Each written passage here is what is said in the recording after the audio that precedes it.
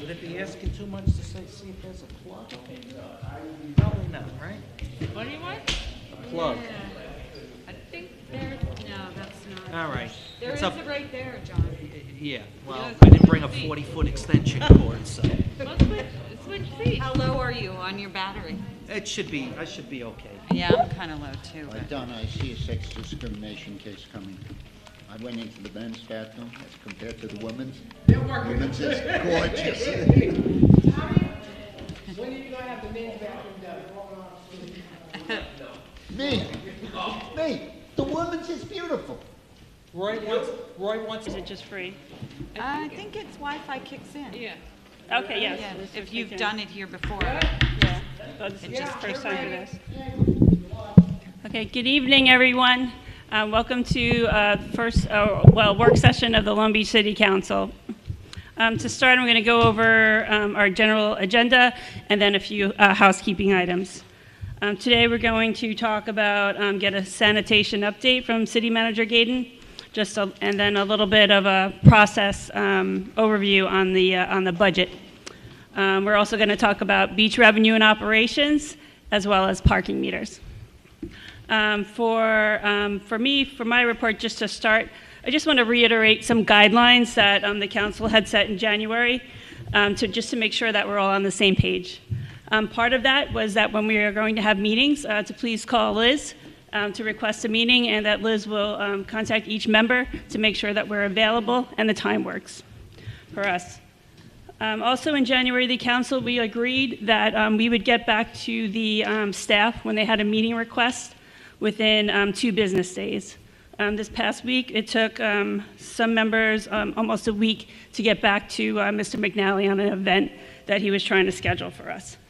So please, let's remember that. And then after that, May is a busy month for us. I'm So sorry, I think he's popping. Oh, that's you. That's me. I apologize. Go ahead, Karen. Okay, so May is a busy month. We also agreed as a council that in January, we would notify each other when we were out of town. So please make sure to email the entire council if you have any plans to be out of town for May as soon as you can. Okay, with that, I'll hand it over to City Manager Gaydon. I believe, Liz, you want to talk about sanitation? Yeah, I'm just, oh, sorry.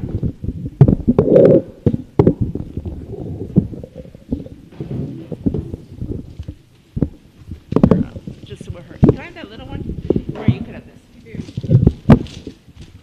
Oh, thank you. I just wanted.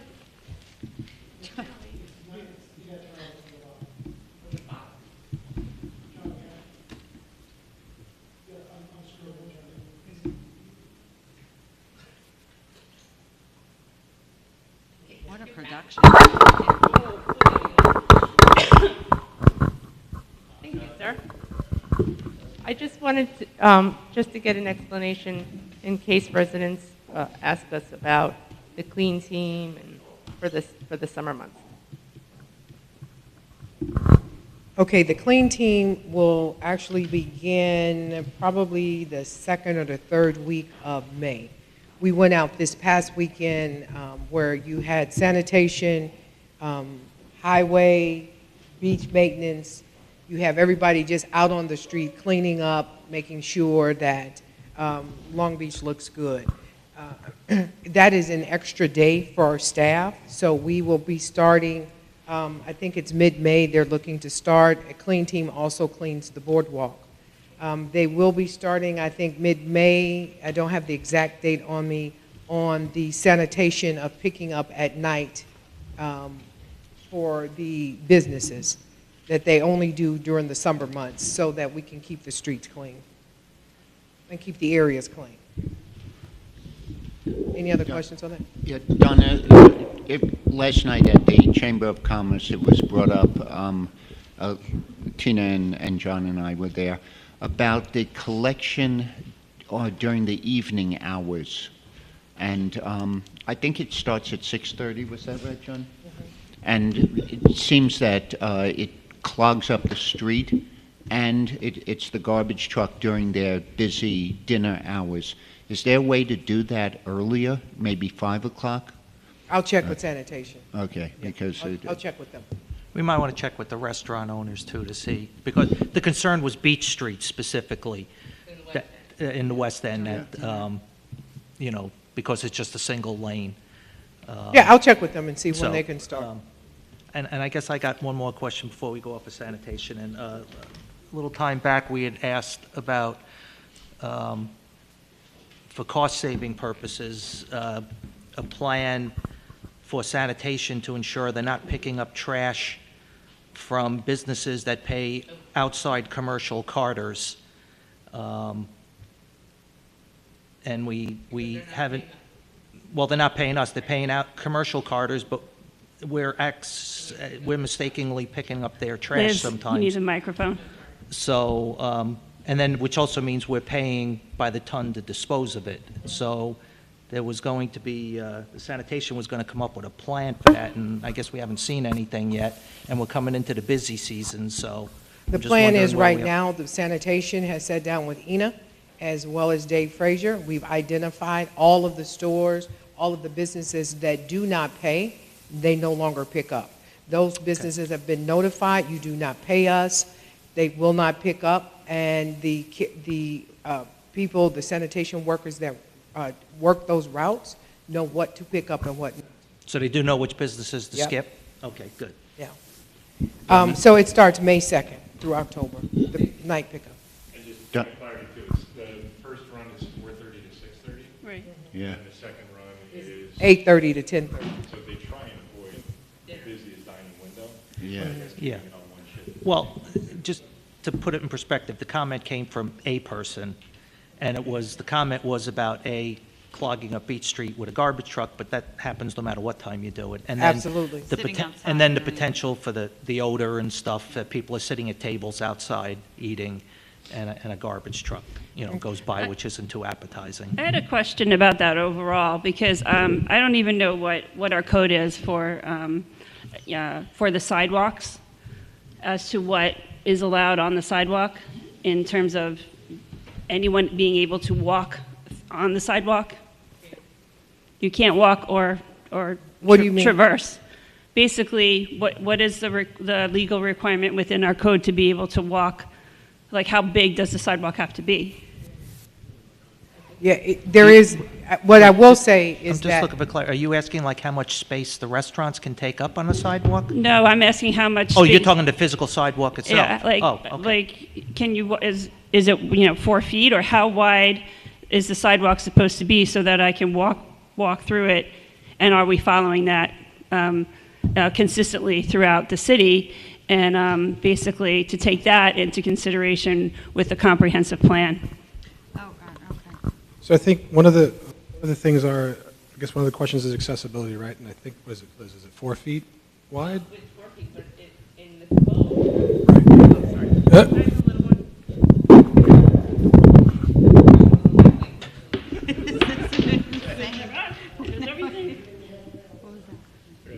So from my understanding and my conversations with the building commissioner, it's actually supposed to be 6 feet. The sidewalk is 4 feet, but, and I'm going to double check that we have from my email that he said 6 feet, which I don't think is anywhere in the city, but that's just my, And that's a result of, obviously, like all the restaurants putting out tables, chairs. and I putting know up more. more than, than putting they- them out wider than they're supposed to. I think what the building department has done, has sent out inspectors over, reminded business owners to set their stuff back. Sometimes you have to consistently remind, and in other instances, we actually cite them and send them to court for doing that. Are we generally following the code on this? We're trying, yes, we are. We're enforcing. generally following the code, and just like Rich said, that when we have restaurants that don't follow it, they do get a citation. Yeah.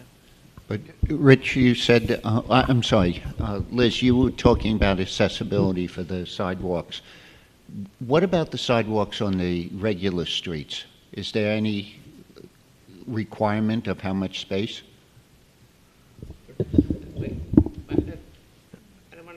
What do you mean by regular streets? Oh, let's say I live in the canals. Uh-huh. On the canals, you know, if What is someone- the sidewalk supposed to be in the, like, in the canal? Yeah, is they, There's nothing for residential. so there's no requirement even for a sidewalk? No, that's why, Yeah, I think that's a different subject for a this, different time. this is why I brought it up at a work session, because it's something that, really needs to be addressed holistically. And, I feel like the Planning Advisory Board is probably a great start for that as they go through the comprehensive plan to make sure we address these issues that we keep missing. Like accessibility, what is a parking lot? Do we park cars in a parking lot, or do we, put tables in a parking lot? Do we put bushes on a sidewalk, or do we let people walk on a sidewalk? So I feel that, that's why we have a great team on the planning board, and, hopefully they could add that to their conversation. Well, what I was asking is what right now, how does it exist? Well- Before. That's an ADA issue.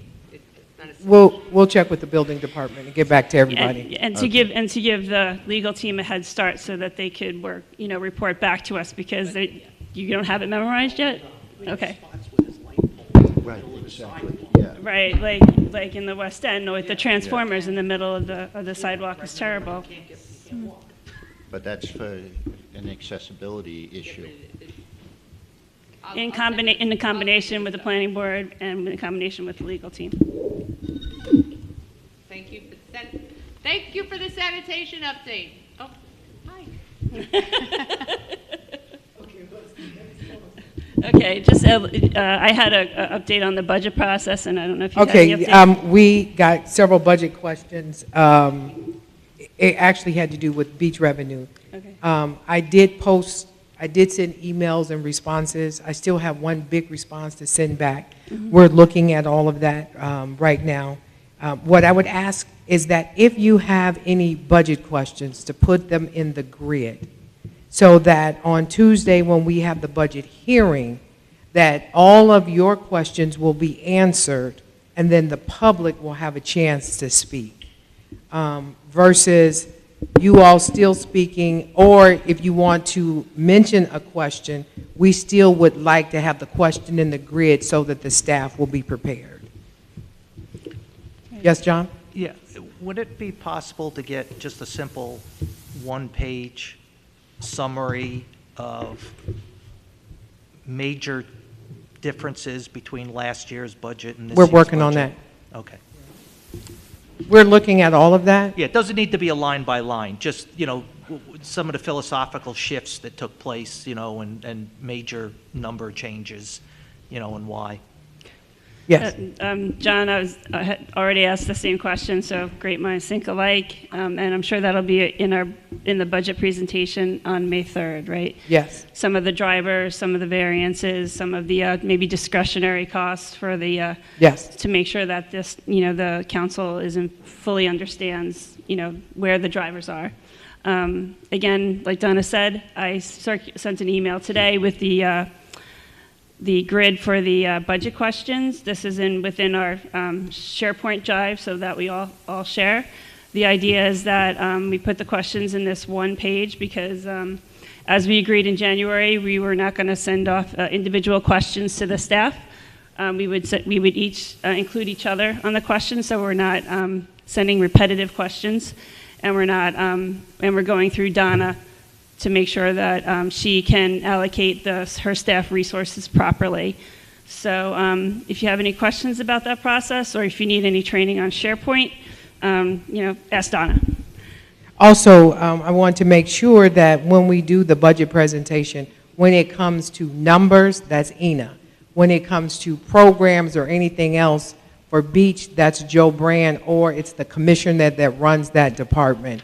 So that our last meeting, there were some questions asked to Ina that had to do with programs. She doesn't run programs. We only look at the numbers. So I just want to make sure that everybody asks the right person the right question. Just so I'm clear, in regard to the grid, Karen, that you sent around, and then what? It is, but, I think people can hear me. But I'm about to throw it out the window. Here.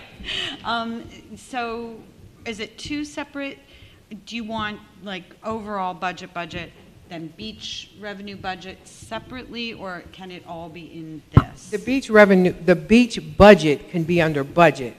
What's going on right now with beach, it's like beach revenue. There was a whole bunch of questions that we started answering, which if we had to start at the budget grid back then, maybe it would have been in there. But if you have questions about the beach itself and the question has not been asked and answered in the other one, then put it there. Okay. Yeah, what the idea is that I have set up folders for most major subjects.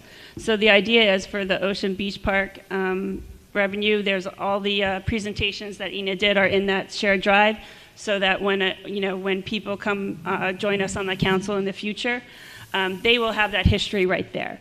So I would probably put it logically where you would want to see it in the future or next year, so you can refer back to it. So we're trying to, again, gather all the information in one place so that we're not searching all over for it or asking the staff the same question that they get year in and year out. Donna, at the last meeting when we started mentioning the grid and the emails back and forth, the question was raised about if this is a violation of the open meetings law. If the grid is a violation of the open meetings law? Yes, because we're asking questions, we're actually conducting city business where the public can't see it. Unless we open up the grid to the public, which I would have no problem with. John, you might know. I defer to Rich on this, but Okay. discussions that would result in a decision being made violate open meetings. The council asking questions and getting answers to help inform their individual thinking doesn't constitute process of decision making, but I'm not. But that's not what I read, because if it's conducting city business and asking questions, listen, I understand if it's negotiations or something like that, but from what I understand, if you're conducting, by asking the questions and getting the answers, you are conducting city business. Rich, I'm going to defer to you. So I think the simple solution is obviously to publish that grid. If it's something you're all comfortable doing, why go into the analysis? But the idea being, if all members of the body are present, or if there's a quorum present, and you're conducting communications that lead to a decision, you should probably be disclosing that from the Well, the outset. grid doesn't lead you to a decision. The grid actually answers a question. And so, you know what, let's call upstate to ask, because you should be able to ask a question and get an answer, what your question is. And we're not all together. Well, we are if we're communicating over a common email chain. Then that means that you all shouldn't be communicating at all over email chain. Well, Because no, I saw it's a emails grid. today that could Yeah. violate Open Meetings Right. Act. But Yeah. it's a grid that we're all communicating on. We're all. I think it's great because it would alleviate a lot of questions at the council meetings. I do too. I think it. Just a small follow-up. So the idea being, it's that provision of the open meetings law, I forget the exact section of it, but right, if you're referencing a document in assistance of actually coming to your conclusion, you should publish it, right? It's Yeah. Before any meeting we have, like if there's a document specific to, a contract, like what we've been doing at every public meeting lately, Right. is providing the public with a big bunch of backup documents of draft contracts, the RFPs, the bids, some of the correspondence, the memos from department heads requesting resolutions. So that's what we should be doing, yes. Okay. Again, we just need to be sensitive of personnel information or anything that could affect any litigation or contract negotiations. I think the public would like that too. Yeah, I work really hard on it. Okay. And then so we kind of talked about beach revenue. Please look at the grid until we work it out to have it published. There are a lot of answers in that grid about beach revenue. The one thing that I want to make sure that everyone understands is the fund balance. There is a misnomer that we are flush in money. We are not. The fund balance, when we talked about it, it was the $36 million for the total city. However, in the general fund, the only amount of fund balance that we can use in the general fund is the unassigned, which is like $3 million. 3.5, I think. Right. Yeah. You don't deplete the 3.5. That's what got the city in trouble in the past, is that they overspent, so they started to deplete the fund balance. We need to increase the fund balance. Well, it's not only that, but our fund balance policy requires us to get to a minimum of 5%, That's correct. which we are not at yet. We're getting there, but we're not there yet. Right, so I want to make sure that everybody understands that, so when anyone in the public says you have money in your fund balance, that you're flush, that is not true. And we're not flush in capital projects, because we only borrow money when there is a capital project to be done. So when, like, the next capital project budget comes up, I think one of the questions is, can you do an errata on a capital budget? Sure, you can do a errata on a capital budget, but that means that that project will not happen. Because what Joe does is he puts in the capital budget for that particular year all of the projects that they are anticipating doing and the cost per project. And so if you decide we want to do an errata, that means that that particular project will not be done. Also, when you look at the fund balance where it had, I think it was 24 million, Roy, you probably, because I don't have it in front of me, that is money for future capital projects or ongoing capital projects, and that money cannot be used outside of what it was borrowed for.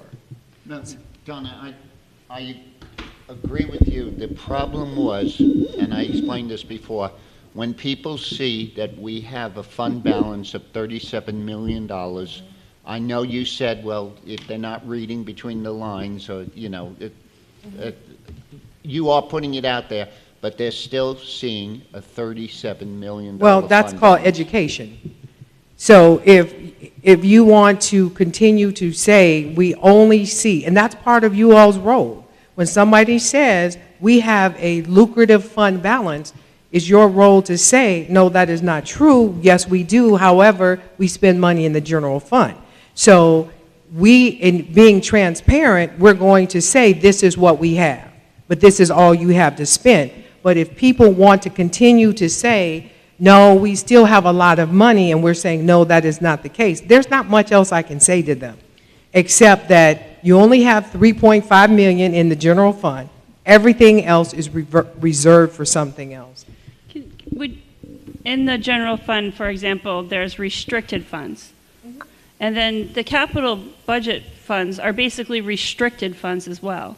Can you go over, or you or Ina go over what exactly restricted funds means? It means that it's restricted to the use that it was borrowed for or was given.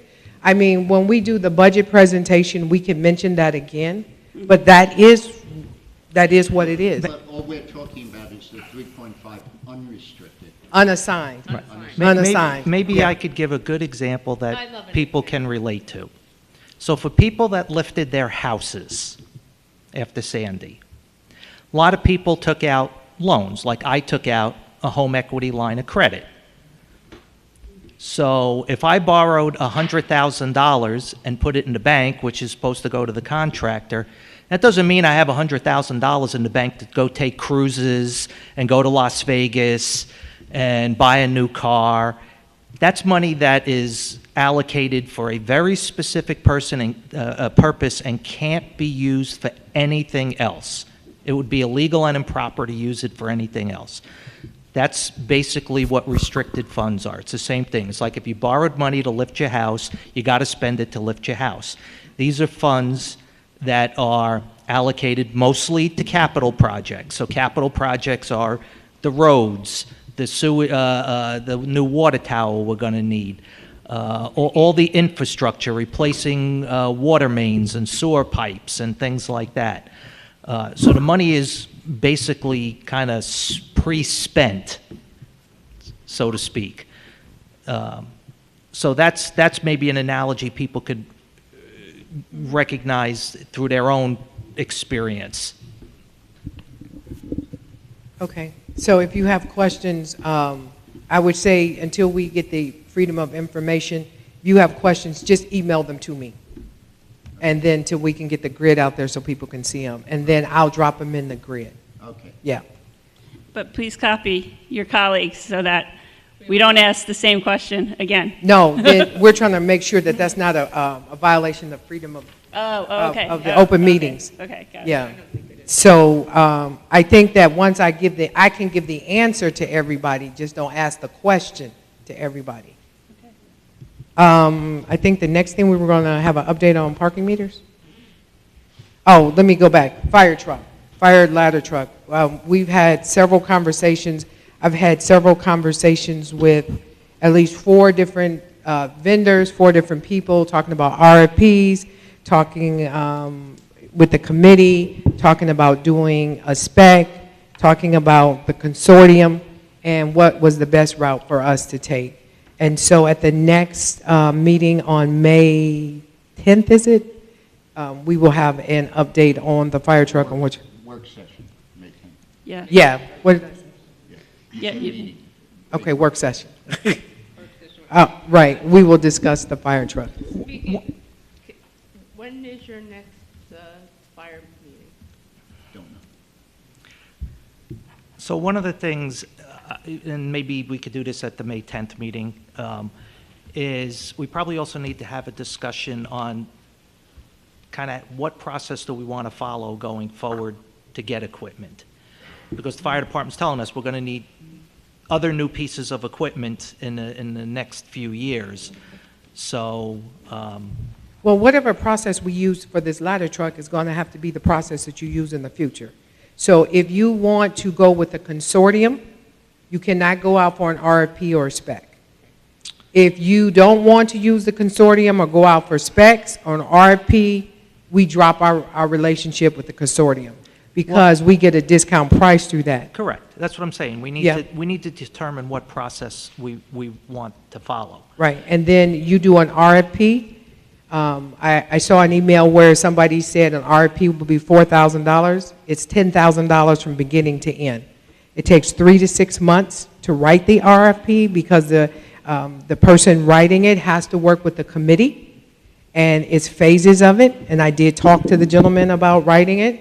And then after the 6 months, it goes out for 30 days, so it's $10,000 from beginning to end. Donna, can you just elaborate on that? Is because an outside person writes it? Yes, it has to be written by a professional. It's not something we can do in-house. Says, is the $10,000 in the operating budget for next year? No. We would have to find it in the fire department for it to be in the budget. And also, if you decide that you want to go for the RFP, and we talk 3 to 6 months, you're talking 2024, you may get the truck. And it's going to be at a much higher rate because the prices go up again in May. Okay. Well, I have 2 questions related to that. I heard that both trucks were not operational recently. Is that correct? No, one's back in the service. Were 2 out at the same time? Yep. Is there any way is there any sort of reporting on that? What do you mean? Like, is there a fleet operating, out of service report that the council can see, on? We can ask them. What I would say is the truck went out of service. They let me know. We got it worked on and got it back in service right away. We can send you to let you know that something is out of service, if you like. I'm just trying to get my head around fleet maintenance. Like, we have this huge fleet, we have huge capital expenditure, multi-year expenditures, and I don't know how to analyze it or look at it. Well, you don't have to analyze it. That's why we have staff. And so we have a large fleet, but our fleet is old, Right. real old. And so if I could give you an example of Devin Parker, who's the superintendent of sanitation, he and I went out to look at a place where they dump, and he got on the parkway to come back. And I said, can you get in the right lane? Because I don't know if this truck is going to make it back. because the way it shaped. But that was one of the better trucks. And so you have a real old aging fleet of cars. And when you look at even the take-home cars, if you look at the years those cars were, they're old cars. If you look at the fleet on the street, we have trucks out there on the street that have dents in them, that have rust in them. The fleet itself is bad. So as far as the fire trucks, once they go out, if you want us to let you know that they've gone, the fire trucks are down, we can, but we try to get those serviced right away. There was a question, I did talk to one gentleman. There was a question about can we have the truck rehabbed? I did ask him that, and he works with several different vendors, and he's Sorry, which truck? the ladder truck, No, we have two ladder trucks. the one that the bid is out for. Okay. Yeah. And he said, was that truck around before Sandy? I said, yes. He said, did it go through Sandy? I said, yes. He said, absolutely not. He said, because you need to send the truck back to the original manufacturer. Once you do that, you're going to pay a premium to get the truck fixed, which is not going to last you more than 5 years. If it lasts you 5 years. It's going to be real costly. The insurance did not damage the truck all the way out, and he said that would definitely be a waste of money. Because by the time you go back through the process, you have to add what you had the truck rehabbed for, plus what the new truck is. Right, Donna, but you wouldn't mind if we saw that type of data? Because initially we were told the truck was $250,000 to repair. And to be honest, if we're discussing this on the 10th, are we being premature? No, I mean, because I can take some of the questions back. All right. So we were told it was $250,000 to repair. We had no data regarding what needed to be repaired, what it cost, who was going to repair it. You know, like I have said before, most fire departments have somebody on staff that takes care of just the fire equipment. Point Lookout does, Oceanside does. Oceanside, I think, has, well, Baldwin, I think, has the same size department, same number of vehicles as we do. And, you know, they have a full-time, Point Lookout has a half-time person. And, you know, we have no way of comparing whether something like that is worth it for us. If we saw that, you know, they're spending X amount on maintenance and we're spending 3 times that amount on repairs, then, you know, we have that data and we can make a decision on something like that. But those are the type of things that I would like to see data on. You know, somebody says the trucks has to be replaced. Why? What would it cost? What has to be done? Okay. Thank you. My other question is that I'm getting nervous about interest rates going up. Not only is interest rates going up, if you go out, first of all, the consortium is called HGAC. I'm giving them a call to see what the savings was on the truck going through the consortium. If you go out with a spec, and that looks like the way we possibly can go because that's the shorter amount of time, you go out with a spec, whatever the savings was in the consortium, you will be giving up that savings. And so I'm going, like I said, I'm going to call HGAC tomorrow because everyone that I've talked to has given me a list of questions to ask the consortium. And I did send the specs to 3 different people that I've been talking to as well. And everyone has said, you got to keep in mind, in mid-May, the cost goes up and the length of time to get the truck is further out. When you say you sent the specs, Donna, the specs that we had were made specifically for a Pearson, specifically, they're, a quarter of an inch. the specs can be tweaked to go out. All 3 people said that. Yep. They can be tweaked to go out, and then you can have people come back to give you, say, we can do this, and then you have to sit there and say, no, what we really want is this, how can you do this? All 3 people, and everyone I've talked to has got fire experience in purchasing trucks. And so there's a way to write the specs. So they would take our specs that we did, sit down with the committee, and then rewrite them. That does not mean that you will not get a Pierce. It means that you still have to fine-tune it to what they are saying they need. But we never, that was one of the things I had asked for. I had asked for specs with the 6 most important things or something like that, and we never got that. So we don't know. The only specs we ever got were directly for a Pearson. That goes back to what is your process. Yeah. So right. if you want to have someone else do the specs, then we have to create that process.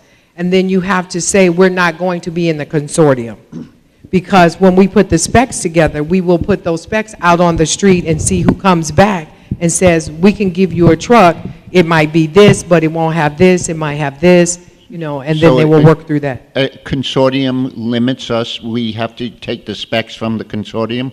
No, we send what we want to the consortium, and we get a price, a cheaper price by going through the consortium. I don't know the cost because I asked what it cost the city to belong to the consortium, but that's what they did. The committee went and said, this is the type of truck we're looking at. Then what they said in all of the responses, we went to all of the different departments that had different trucks and say, what do you like about the truck? What don't you like about the truck?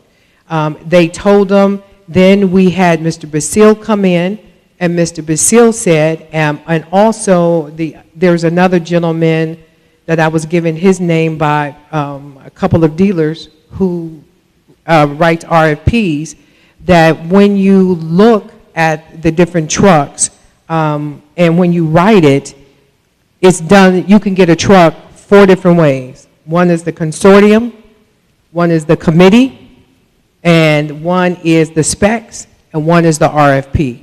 In the state of New York, 50% does it by the committee, other 50% may do it by the specs. Now, these are what the professionals are telling me. So doing it by committee is not unusual in the state of New York. So, and when they do it with committee, they belong to the consortium. So if the consortium saved you $300,000, you get the specs back, you're going to add $300,000 plus whatever the new rate is for the truck. And so for the ambulance we just approved, that was through a consortium, as a different one. But it was through the committee. You did it through the committee. Yeah. And then it's consortium. Okay, because you said there were 4 different ways. It's the consortium, the committee, specs, RFP. But then you said the committee goes through the consortium. Yes. So The committee will go, and what they do is they look, they come together and say, this is what we want in the truck.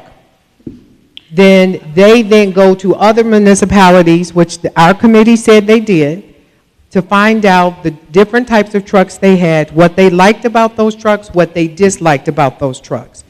Then after that, they go to the consortium and say, this is what we're looking for. Pierce came back with the best price.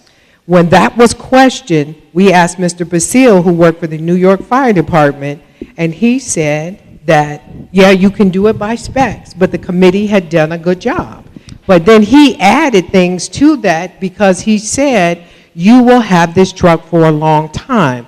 Do not nickel and dime yourself on items that may go bad before the entire truck goes bad. Make sure you get everything you need. Donna, I know, I hear what you're saying, but that's not the way it went. It's not like they gave those specs and Pierce had the best truck. Pierce was the only truck that fit those specs. Those specs were written for an exact truck. Yes, they were written for a truck. No, an exact truck. Well, the thing about it, when they said this is what we need, this is the size of truck we need, we can generalize the specs, but that doesn't mean when the people come back to say, here, we can give you a truck, but we can't give you a truck based on this ladder size.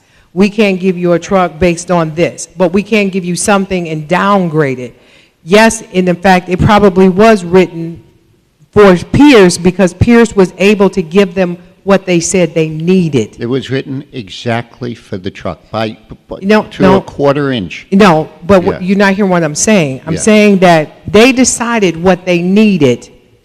Pierce came back and said, we can provide you what you need. They were not able to get that from any other vendor, and any vendor that would give that to them, other fire departments said that those trucks were not good trucks. So when you write it, you're saying, this is what I need. So, for example, when you go out to buy a car, you say, I want a car with bucket seats, I want a car that has power windows, I want this, this, and this. Those are particular items that you want. That's what they did. No, Donna, it was, I think, what, John, 143 pages on that specs? Exactly.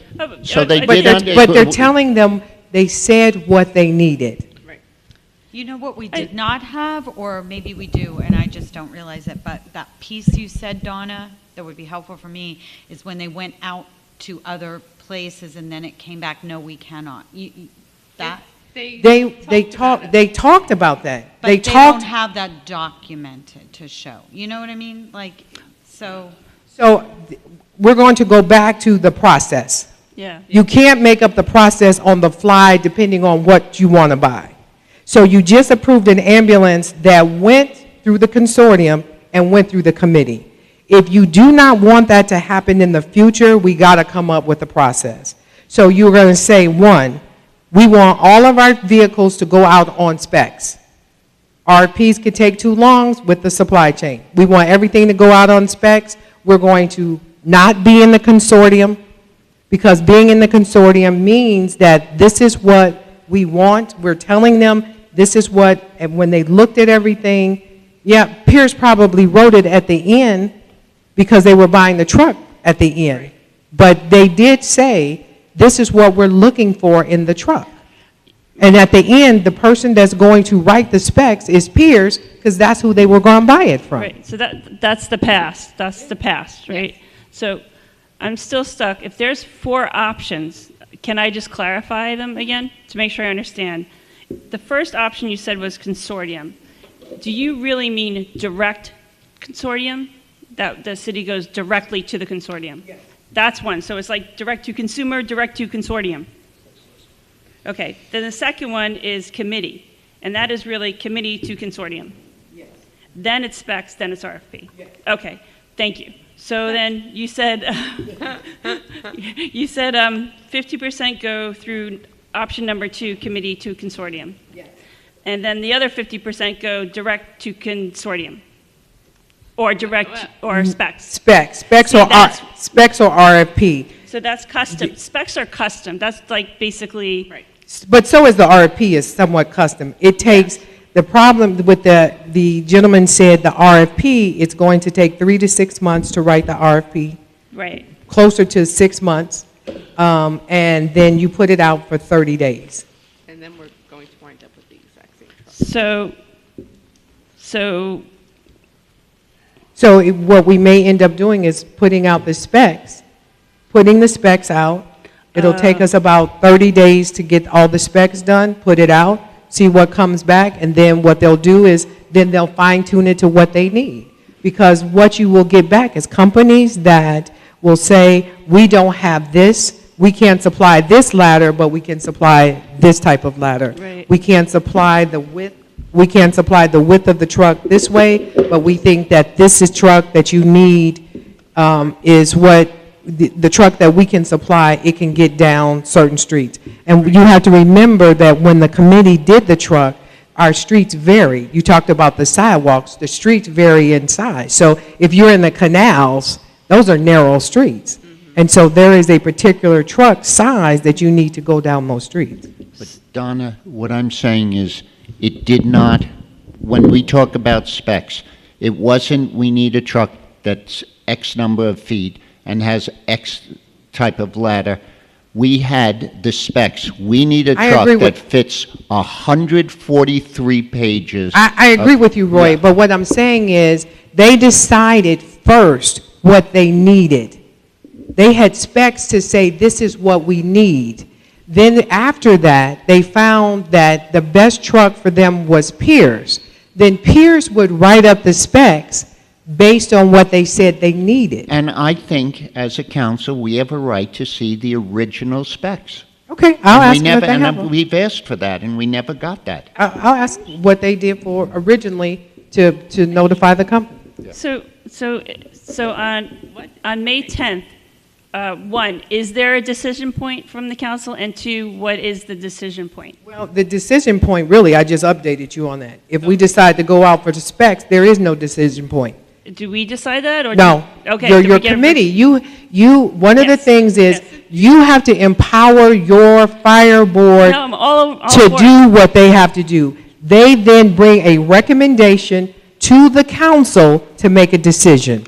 If you don't like them recommending to you, then you have to change how you want things done. So they're going to recommend to go with option 3, specs, or they do recommend? No, they don't.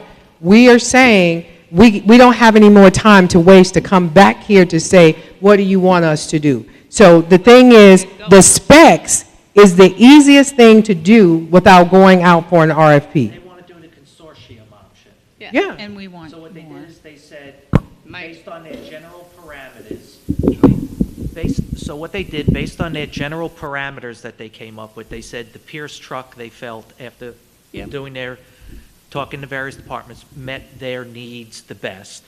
Then Pierce in turn wrote a spec Yeah, for the totally get it. city to say, here's the truck that would said do you what want. you want it to do. And then they go to the consortium and say, what's the price through the consortium? That's what the city's done for a long time. That's been, a lot of volunteer fire departments do it that way. Some people, feel that's a little, not competitive, I guess, but that's the process that a lot of fire departments use. So the question is, if it's working, do we continue to use it, or Or do you change do it? you want to change it to a different process? Right, and the reason I said we're looking at going out in specs is because if you're talking a 3 to 6 month process just to write the RFP, and then you have another 30 days for people to respond to the RFP, then, so that's 7 months. And then you have to evaluate it, that's 8 months. And then once you award it, you're talking 18 to 24 months to get the truck after you awarded it. Yeah, the other So thing to keep in mind, the difference is when you got a department like a major city, like a New York City or a Houston or something like that are buying huge quantities of equipment. Right. They have entire departments that sit down and write the specs Themselves. and then send them out for RFPs. That, but I'm still not sure, what are we deciding? We're not making. And any We're not decision deciding anything right now. Okay, and what are we going to decide on the 10th? You're not, I was just giving you an update on the Right, 10th. okay, so yeah, I understand the whole process, I'm not debating that. I just want to make sure, so am I going to get, so in the capital budget, do we decide it? The truck, The ladder truck, yeah. it would be in future years because you won't get it in '23. So it wouldn't be, 22, 23, you won't get the truck in the upcoming capital budget. And then actually, what I did tell them is that if we're going to go out on specs, I'm meeting with the committee again because I'm trying to move this forward because we keep getting further and further out to get the truck and it keeps going up and up in cost. So even if they scale back, it's still going to be more money.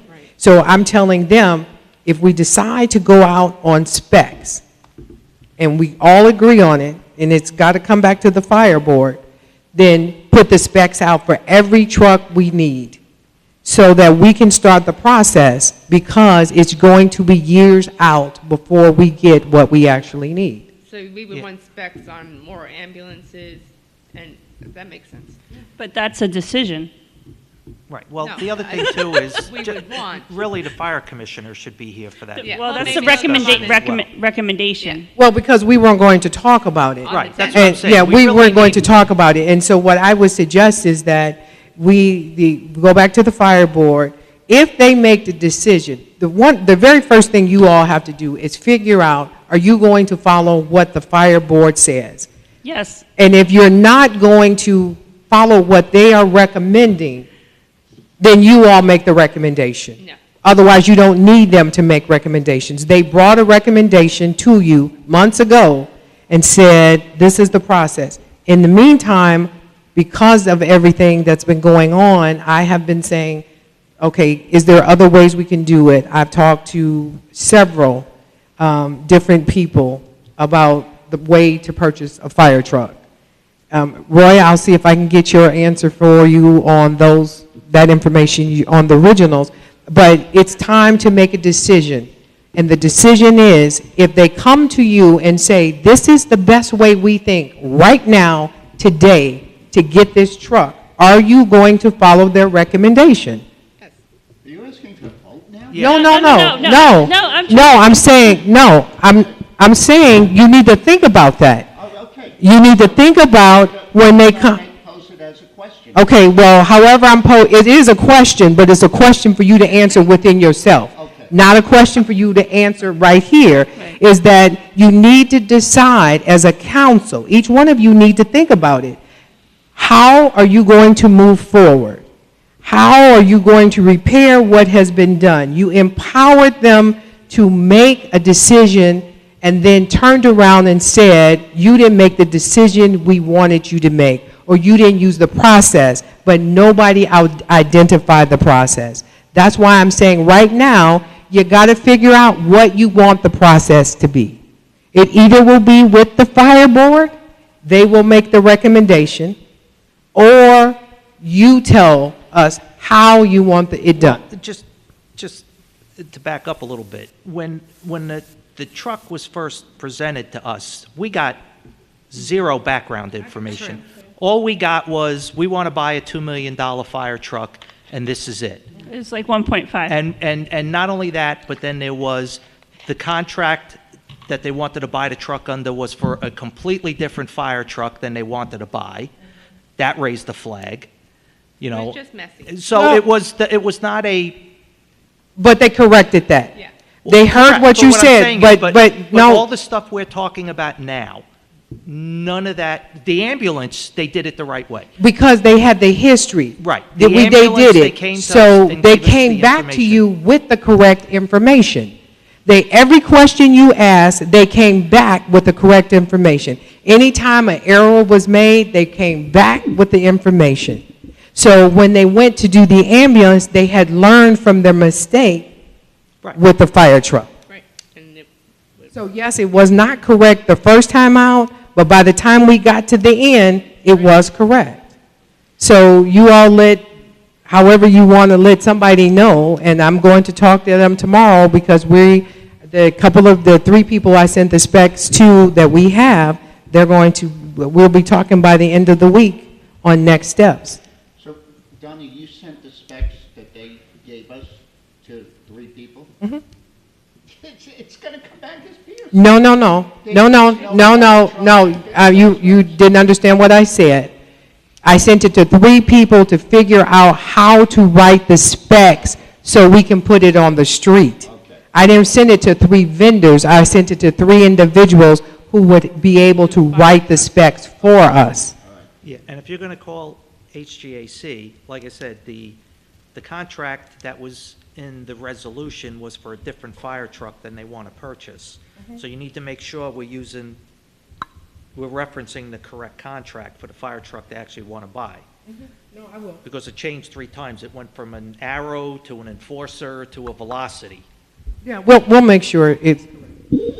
Well, everyone, thank you for all this discussion. I really felt like I actually have a much better understanding of where we are on the process, and that we're getting closer, and that the fire board is going to make us a recommendation soon. Does anybody have any other comments on this before we close this topic? No. Okay. Well, parking meters will be easy. All right. There we go. This is actually really more of an update on process and where we're at. I don't anticipate it being I'm very... sorry, Mr. McNally, can we just reference that this is a working meeting and no decisions are being made? Yes, this is a working meeting, no decisions are being made. The next city council meeting is the 3rd. The frequently referenced meeting on the 10th would be another working meeting where, once again, no decisions will be made. And then the subsequent meeting is on the 17th where, once again, decisions will allow to be made. And Thank you. You got it. So, for the past couple of weeks, I've been the Human Parking Meter Roadshow, popping into and setting up meetings with a number of businesses, mostly larger employers, but I've hit a couple of small ones along the way, up and down Park Avenue to get their input on parking meters. There have, of course, been a number of them that are vehemently against it, some that I've had some very pragmatic conversations with, and even still a few others that were in favor of it. Some of that feedback has been obviously concerned, and we don't have the ultimate solutions for all of this. I mean, what I'm going to say is sort of laying out the process for moving forward and where we think this is going. But I'm working with the consultant. Employee parking is sort of the biggest challenge, because as we know, some of these larger restaurants have 50 to 75 employees, 25, 30 working at any given point in time. And we need to make employee passes valuable enough to where we're not creating a sort of black market for them, but not so expensive to where it becomes punitive to the businesses or to the employees themselves, because a lot of what I'm hearing is that the employers would have the employees bear the costs of those parking passes. There's discussion of, can you get multiple employees able to utilize, so if this is a vehicle license plate registration system, can you get multiple license plates of employees on the same one in order to defer costs? It seems like it's technically possible. So those are things we're working through. There's been some discussion on whether 1 or 2 spots on each block curbside could potentially be utilized for a grab-and-go 15-minute pickup. We've had discussion about hours that I think are productive, and we have our consultant sort of running the schedule or running the rates on what the revenue and what the expenses would be under a whole number of different scenarios. So the thought for moving forward is that the consultant and I and the internal team would come back to the council at the working session on the 10th. We would ask for any anticipatory questions or any questions that we have not yet answered to be submitted in advance of that, so we can try and have as thorough and complete of a discussion on it as possible. And then on the 17th, if all goes well on the 10th, we'd be bringing a resolution to the council that would authorize the city manager to negotiate and enter into an agreement with the vendor. I would remind the council that, once again, the program itself is not remotely set in stone at that stage of the game. I think to really figure out the programming, every single block is going to look different depending on what kind of business is there. If you look at Laurel, the block on Laurel south of Park Avenue, most of those southern blocks, as you go through the full strip, are, the broad brushstroke approach is to have the lower 36 spots designated for employee parking. But the Laurel, obviously, the diner, those are prime spots for them. So employee parking in that area might be better to utilize. You could make, like, everything in front of Lancer could probably be employee parking. So we need to really walk with whoever the vendor is at the end of the day to really go through what makes sense for each of those spots and how to program it. So again, not a lot of substance. I anticipate a lot of substance on the 10th and again on the 17th. And again, even past the 17th, if the city manager, if that passes, and if the city manager does and eventually enter into agreement with the proposed vendor, we still need to amend the code in order to allow for a parking district where we charge for parking. So there are several more bites at this apple moving forward. John, is there a specific email for questions on this? Because as we get closer, people are going to have more questions. You saying for the public or for the council? For the public. There is not a specific. We could set one on, or you could send to me. Just send to you? Yeah, jmcnally@longbeachny.gov. You got that, Jim? You don't need to print that, Jim. Enough people can.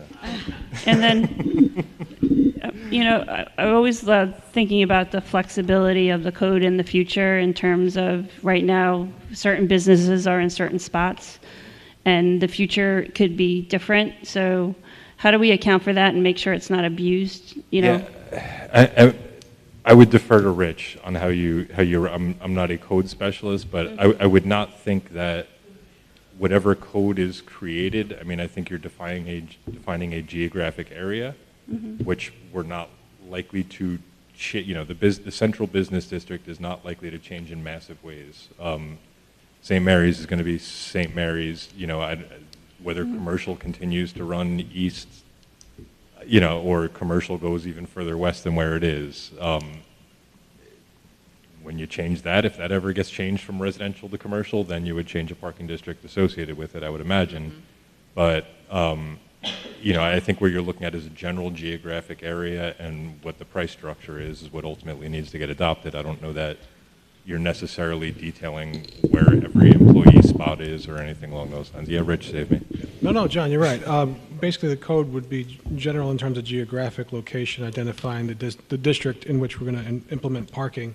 But the other approach to that is to put in protections in the agreement that we ultimately enter into, so that if the dynamic or the structure or the face of the district changes and it's no longer viable for parking and we want to change it somewhere else, the contract gives us an out to say we're transferring the district here and let's move all the equipment. You had said if everything goes well, that on the 17th, we might see a resolution to give the city manager the okay to enter into negotiations for an agreement. Are we going to have enough of the parameters by then? Because, in other words, you're asking us to vote on something that we won't know all the parameters of, because we're given the okay to negotiate. We're not approving a contract or agreement, which is, so would this be a two-step process? Approve, go negotiate, and then approve a contract when it's ready? Or is this a single step, go negotiate and sign a contract? Because that would be different than we've done it before. Yeah, you can break it down, because when you do the first, you're negotiating, but you're really going into a contract to say, this is the information we have, this is what we want, and then once you solidify everything that you want, then you can have an additional contract. Well, right, I guess what I'm saying is, do we even need to give you the okay to go negotiate? Because the city negotiates contracts all the time and then presents them to us for approval. So do we really need to give you the okay to negotiate? I think so, we need to check, because I think they need to have something to say they're working on our behalf. A letter of intent or something. Working on our behalf to take it to the next step.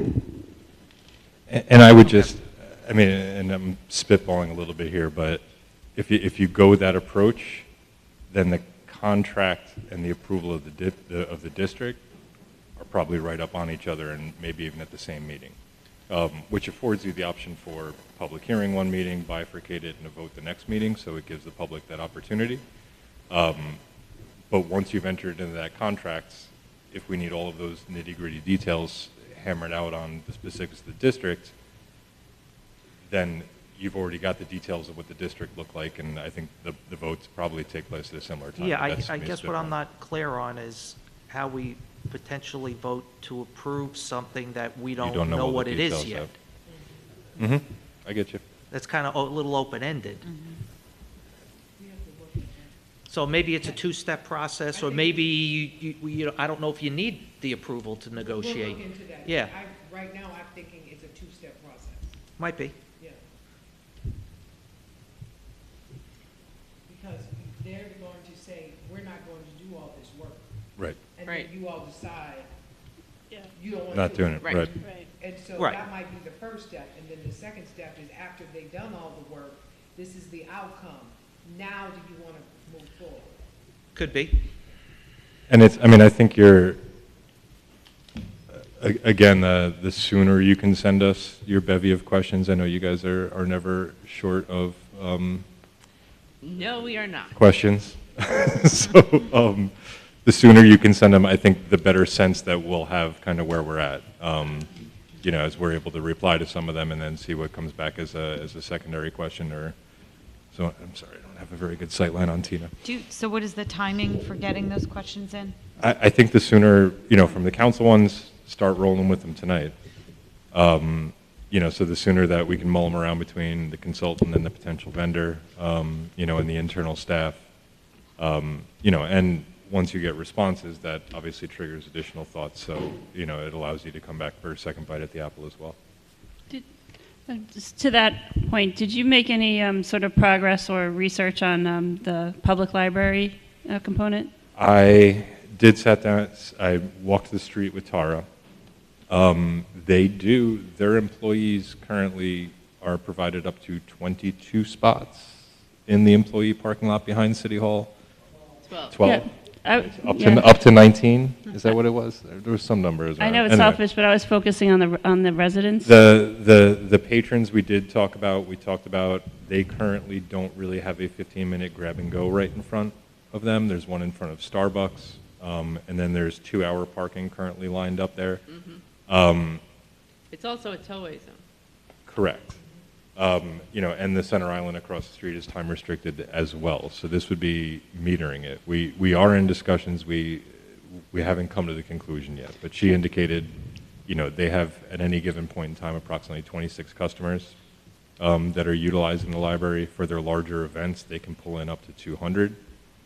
She agreed that, if you're coming to an event, and quite often they're free, that if you have to pay the 2 hours to come to a free event, that's not an overburden. She's more concerned about the families of the residents that are coming in and doing their regular everyday library research kind of stuff, reading books. But I don't know that we have a clean answer at this stage of the game of how to accommodate that. But we did sit down and speak with them, and they're open for a dialogue back and forth. So if that's slated as a 2-hour lot, Correct. and the library's running programs that run longer than 2 hours, how do we deal with that? As well as, people may spend more than 2 hours. Well, if you're looking forward to what the parking regimen would be, all curbside throughout Park Avenue is 2 hours, except for designated grab-and-go spots or accessible parking spots. The center medians, I think where we landed last was essentially you could park for as long as you want, as long as you are Okay. feeding the meter by the hours. Okay, And if you're doing it by your app, you can do it on the app and not have to Right. leave your seat Okay. in order to re-up if you're somewhere longer than you thought you were. And I'm just going to make a suggestion if you haven't downloaded the app up to your phone, you give it a try. You're going to It's check it and it really is butter. Like it is. just, if you want to try it, to put it when you go into Cedarhurst or Rockville Center. Yeah, they've got 7 or 8 locations in Nassau It's County alone, right. I think. I was playing with it, but I'm sorry. Liz was Please playing with download it. the app. Have we given Start any? practicing. Have we given any consideration to just doing a parking meter seasonal, i.e. May 1st through October 31st?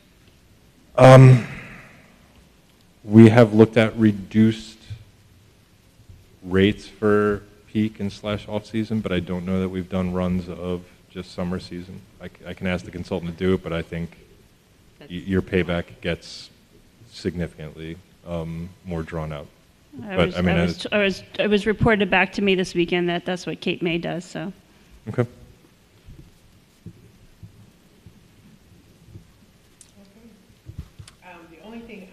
The only other thing I had that we didn't discuss, we have policies that need to be yeah.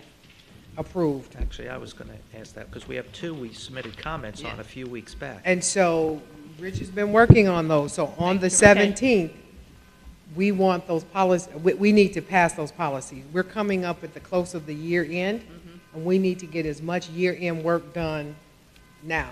And I want it to be in the audit for fiscal year ending June 30th, or at least the auditors know, June 30th of 2022, we passed additional policies so that we can also report that to the state.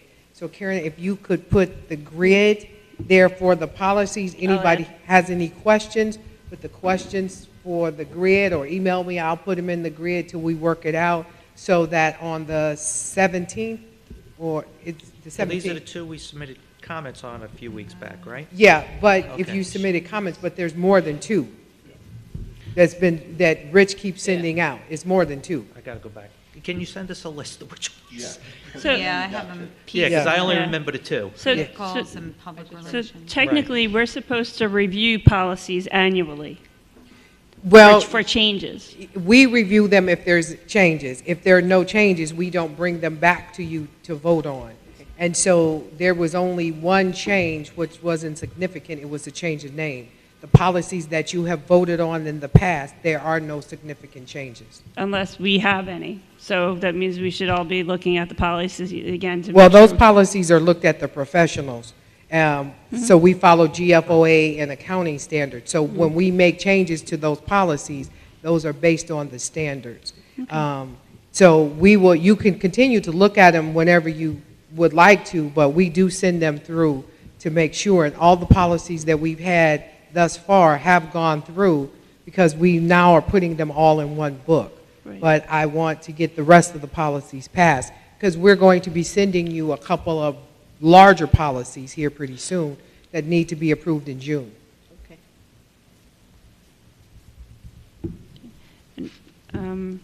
My only other question is, when do we get the capital budget? I'll check with them tomorrow. And then when we vote on the capital budget, and there's items in the out years, right?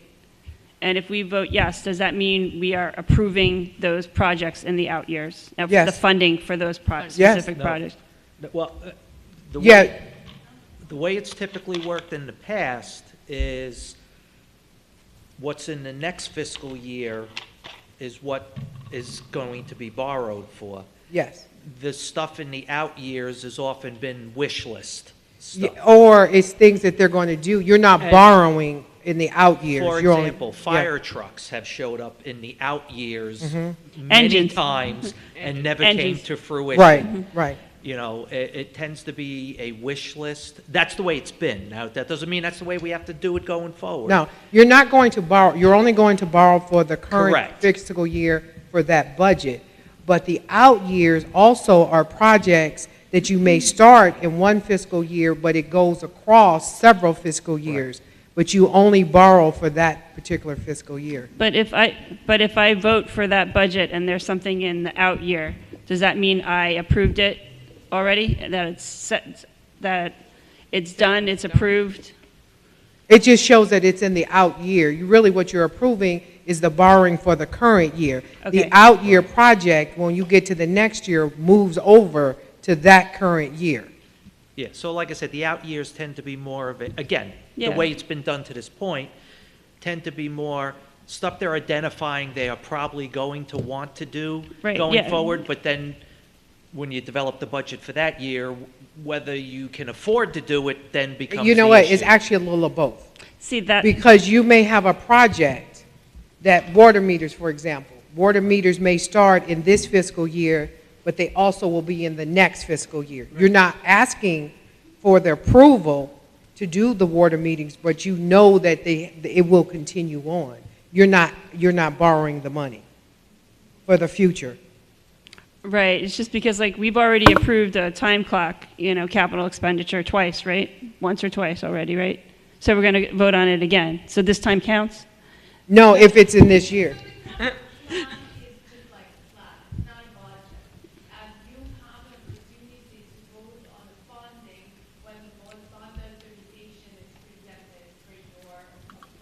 Okay. So the plans are good, right? But they are not set in stone because That depends. That depends on the project. Exactly. It depends on the project, because you may actually start a project this year, and the project may take 2 or 3 years to complete. Yeah, that I You get. you won't be borrowing money on it, but you're saying it's okay that we start this project. Right, and I guess to piggyback off of that, so you have other things like funds that are already encumbered on ongoing projects that span multiple years. You have grants that have been awarded to which we've entered into contract with that we should not be bailing out of. So to the extent we get an FRB grant for a time clock solution or something like that, and we sign an agreement, we're kind of locked into that for the foreseeable years. All right. Thank you. You're welcome. Jim, Every- I think you're taking it Mr. McNally, do you need the last word? Actually, Turn off the microphone. I just got one final question. Can we get, we talked about the bus routes for the summer. We've had a lot of discussions in the past about predominantly our bus routes for moving people to and from the train station, and we've talked about maybe with the summer trolley, having it run, kind of along Broadway, east-west into Beach Street, kind of run parallel to the beach, move people up and down the beach. But has there been anything done with that, or We talked about it. ideally so people don't need to drive to get We anywhere? talked about it I would say within the next couple of weeks, I need to ride the bus. Because they're telling me the reason they go from east and come here is because people are coming here to go to the train station or to catch a bus to Nassau County. When the bus comes from the west, it's coming here. That's why they make the loop that way versus making the loop going straight down. to come No, I understand that, but what I'm saying is people don't have the opportunity. If you live in your building and you want to go to the west end to go to a restaurant, there is really no way for you to get there by bus other than take the East Loop bus to the train, Exactly. wait potentially an hour for the west bus to leave. So they have to wait for the train. Well, no, what they're telling me, and I said that I would ride the bus, it doesn't take that long. They usually get there about the same time. But you do have to transfer because that east bus goes back east. No, I understand that. What I'm saying No, I is, understand what you're saying, but they're because saying one no. summer we did that with the trolley, it ran a different route. Well, that was Yeah. And so- the open mysterious trolley. Right, the ran open it- trolley may, but that's why I'm gonna ride, because they're telling me that doesn't work. Well, And and, so I yeah. have to figure, so. So they're saying people don't want to go from the east end to the west end, No, they're and saying when the trolley or the bus comes from the east end here to transfer, when it goes back, they just get off that bus and go to the west, going to the west. That bus then goes back to the east, because it will yeah, take no, more I understand time. that. Yeah. The, Can we- the bus Yeah. goes from the train station east, and another bus goes from the train station. Right, What I'm but- saying is, But if you keep the bus and they stay, it takes more time for the bus to come back. They have to change the schedule. So, Yeah. the bus, when it leaves here, if you come east and come here and change buses, the bus then goes back to the east to pick up all those people that might be on the bus stop. But if it goes straight, there's longer period of time Right. between when you actually get here, because the bus at the train station now is going to go west. So yeah, what is I'm there saying no is, and amended I'm not saying this schedule makes that- sense. I'm yeah. not a transportation expert, but what I'm saying is, there's some logic behind saying you got a bus that runs from, let's say, from Maple to Nevada, along Broadway and then Beach Street, and just goes back and forth, back and forth. They're saying to me, it Doesn't doesn't work, work. yeah. And so I said, in order to know if it works, I have to ride the bus. Okay. So I can understand. Because the other thing, if you Road do it, trip. well, no, the other thing, if you do it, people got to know we're doing it. That's the other thing. Yeah, and- People don't know, a lot of people don't, unless you ride the Long Island Railroad and take the bus, a lot of people don't know where our bus stops are. They're not labeled, so you Yes, don't, they are. You just don't recognize the label. A lot of them are labeled, and that's why we had the label, yeah. The signs match something else that's up there. So when I finally looked, a lot of them are labeled. well, I know the bus stop I would get on to take the train to the train station is not labeled. Okay, it's a few that may not be, but there are So, labels out there. So And that we're people don't working know on that. where the stops are, people don't know the schedule. Yes, they do. The schedules are out there, the schedules are on the bus, the schedules are downstairs, and the schedules are on the website. So we got a communication thing here. Yeah, you know. but I'm also, the point that I'm hearing and would also like to make is, and I get what you're saying about the current schedule, is there an increased or alternate kind of schedule that goes during beach season from That comes with the cost. Broadway? Yeah. Well, That comes with the cost.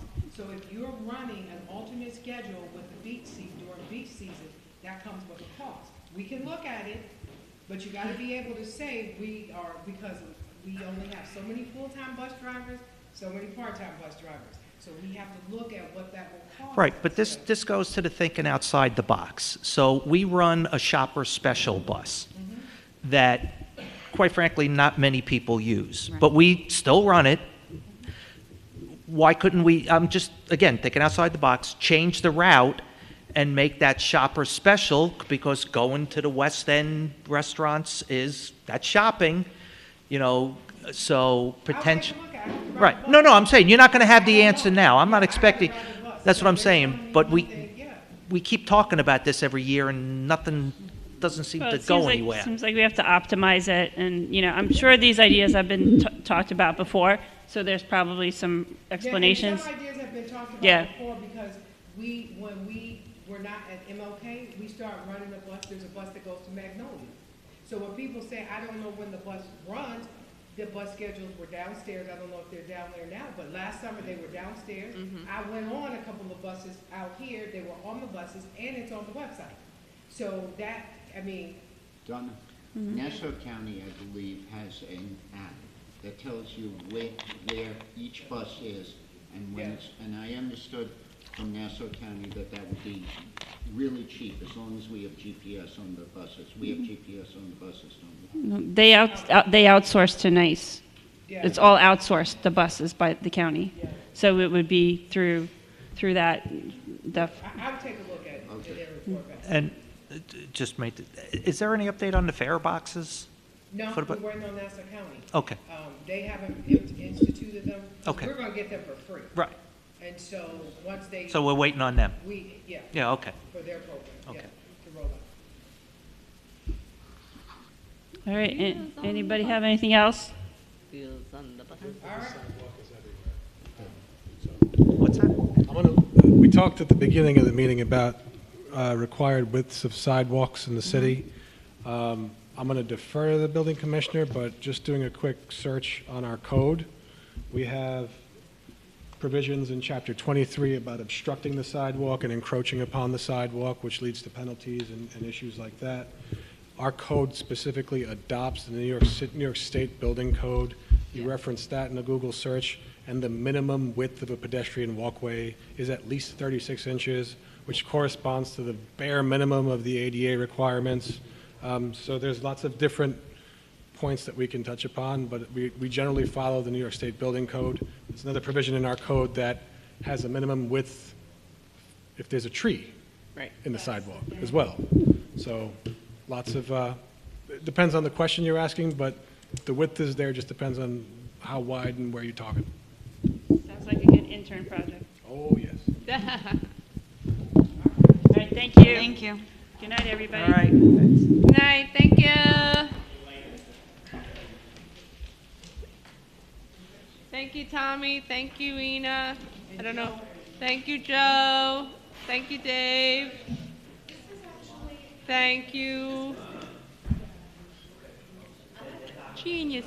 Wile E. Coyote. This is